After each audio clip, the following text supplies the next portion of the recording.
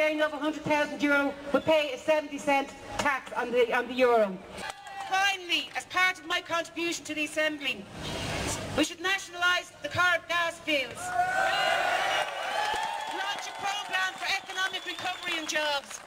Where is such a government? It has to be created, it has to be fought for. This is the purpose of the United Left Alliance, which I'm involved in, and we should make a start from here. Join us in doing this.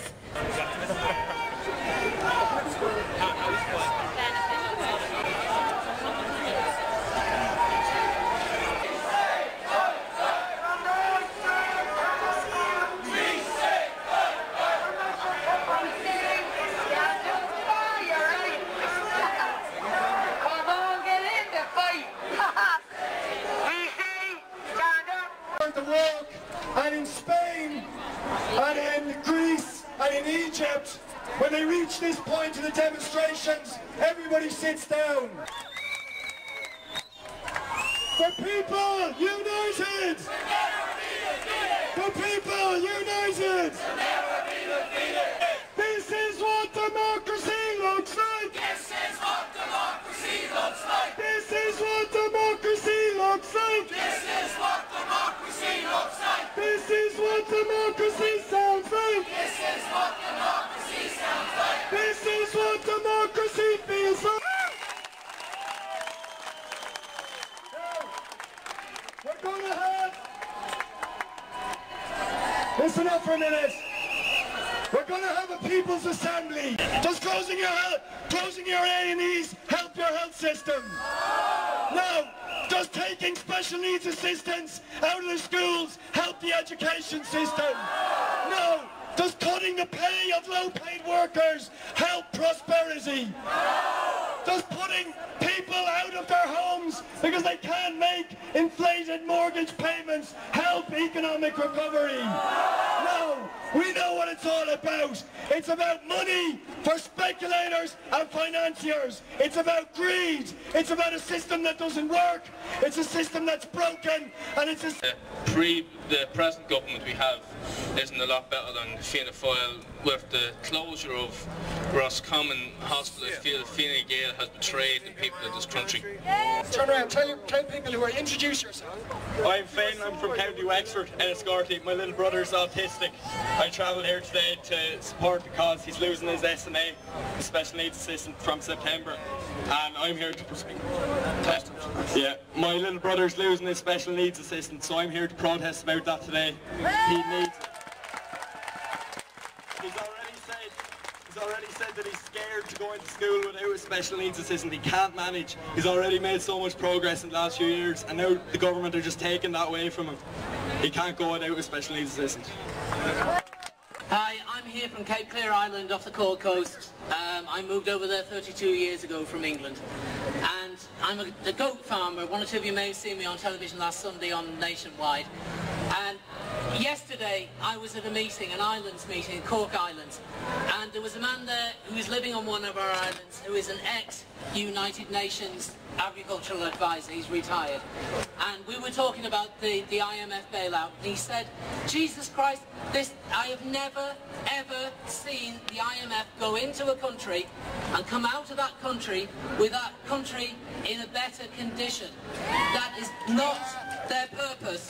Their purpose is to drive down wages, to weaken workers, to lower prices for farmers and ordinary fishermen and ordinary people. And basically the reason for this is partly downright bigoted stupidity, but a lot of it is, how else do you incentivize people for the next 50 years? If you can't drive down their wages so you can offer them 50 pence a week more for the next 50 years, how do you stop them actually taking a share of what's being stolen from them by the bastards like the bankers? That's the question. And the answer is, if we give way now, if we let them do it, we'll go back at least 50 years. When I first came to this country in the early 70s, the farmers in West Cork were at the crossroads with donkeys and horses and carts. Now they're actually, I know a lot of people say farmers are rich. The bulk of farmers in this country, not the bulk of land ownership, but the bulk of farmers in this country are small farmers. They're guys who are basically working, and a lot of them were working part-time because they couldn't make a living from the land. But they're wedded to that land, they're determined that land will be cared for decently, and they're determined to produce good food. And it's the same with the small fishermen. They're fishing for fish to sell to people to eat. They're not fishing for profit. Obviously they've got to make a living, but they're essentially fishing for fish. These people come in, they destroy the small people who care about what they're doing so that the big people can take the whole lot over. And that's why I'm here all the way from West Cork, from Cape Clear Island. Good man. Okay, I've got a few hands up. My name is Seamus O'Brien. I'm an organiser with the Save Wexford General Hospital campaign, and we're bringing our solidarity to the Enough Campaign's protest here today. Recently, Brendan Howlin, the Minister for Cuts, announced a massive 21 million to build a new A&E for Wexford General Hospital. Hooray! Yesterday it was announced at Wexford General Hospital that 22 nursing posts were to be cut. 1.5 orderly posts were cut, 4 catering staff to lose their jobs, 4 housekeeping staff to lose their jobs, 3 intensive care beds to be lost, and 3 coronary care beds to be closed. By closing critical care beds, what they do is they weaken the service of a hospital and allow HICWA to come in and be the hit squad for James Riley to close A&Es. I believe there's some people from Roscommon here as well. There may be people here from Mallow and the other hospitals that are in threat. What we need to do is do what the Enough campaign are trying to do. We need to unite all these campaigns because alone and in our localities we're being picked off one by one. We need to join together and fight the campaigns. We will be picked off one by one. 200 parents in Waterford Tuesday of this week meeting to defend themselves and the assistance care that they get, the special needs assistance being cut off. They're prepared to say enough is enough. The banners here from Cork saying enough is enough. Waterford Trades Council banners saying enough is enough. Unless we stick together, build a campaign. Thousands of people here from Roscommon last week saying enough is enough, closing their A&E services. We've got to link up the campaigns. This government is confident enough to say that they will not bring in legislation to protect the lowest paid workers, that the GLCs and the registered employment agreements can be at the mercy now of the employer's challenge to the High Court. Yet it only took 6 hours in the Dáil to do what they wanted to do, to foist the Anglo-Irish bank debt onto all the citizens. That's their priority. Protect the bankers, protect the rich. And unless the rich in this society are sent the bill for this crisis, we've got to defend poor people, working people, all of the groups across this country who are saying enough is enough. We're dedicated to that campaign. Hopefully other unions, community groups right across the country will join in. And that's why we say people united, workers united will never be defeated. In January the 11th, the coldest night recorded in Dublin Airport. -16 and Rachel was left to die in unfit accommodation in Ballymun. We, the people of Ballymun and all over the country, have got great support from every walk of life, from young, old people, women, children and all, who have seen the injustice that was done to Rachel and our family. Now we are saying here, we're here today to amalgamate here with the Enough campaign, because we know that what happened to Rachel will probably be more than likely happen again with all the social housing cuts that are going to take place. We want the message to go out loud and clear here that we will not stand for this. We will fight back.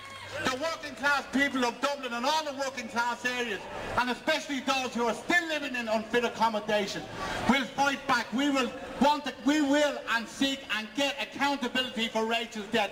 It made me think about what the Fine Gael and Labour really care about. They care about 3 things so far. They seem to care about a dress code and they care about banks, but they do not care about the woman from my village who gave birth on the side of the road. They do not care about an elderly man who died on the way to Limerick Hospital because Anna's was closed. They do not care about the people who was common. They do not care people, do not care about the students whose highest risk of death is suicide for young people in this country.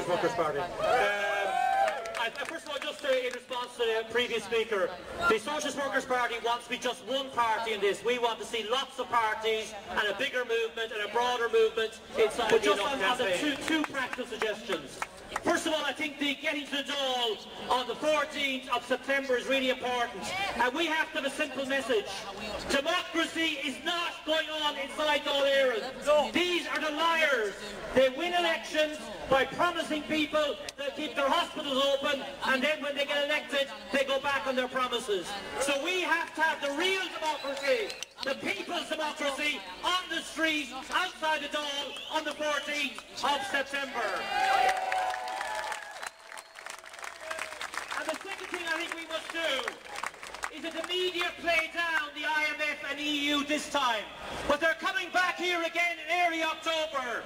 And we have to have a demonstration to the Merrion Hotel, the fanciest hotel in Dublin, where they hang out, to say, we want them out of our country. And everybody should use the 2 or 3 months to have meetings in your area saying, this is the big one, the 8th of October, get outside their hotel and say, get out of our country. Just to say, when my son was 3 years of age, my wife noticed that he had no hand-to-eye coordination. And from the time he was 3 to 12, till he was 12 years of age, we couldn't get a diagnosis for him. And we discovered when he was 13, when the teacher said, you'll have to take him out of school, we can't cater for him, he's no special needs. And it turned out he had severe dyslexia, he had learning difficulties, he had hearing difficulties, and he's 26 years of age today. And the last time he worked was with me on the building site, and I had to mind him like a baby. He's not capable of working on his own, he's not capable of work, and he left school. For years and years we ran from psychologists to psychiatrists, through the system, in and out of the system, and no one ever gave us an answer. We never got any help, and we went through 9 years. And I'm fairly experienced at fighting my corner, and we couldn't do anything for him. I'm talking about 20 years ago. And the end result was that when he left school, when he went on his holidays at 13 years of age from school, he refused to go back when he was 14, and we couldn't force him to go back because he just ran away from school every day. And eventually we had to take him out of school and let him have his way. And he has done nothing since. He sits at home and smokes hash, that's what he does. And that's his life. And that's because this system has destroyed him.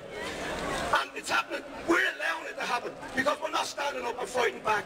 And the people who died out in that building across the road in 1916, James Connolly had the solution to the problems in this country. And it was the country for the people, for the workers, and for the communities of this country.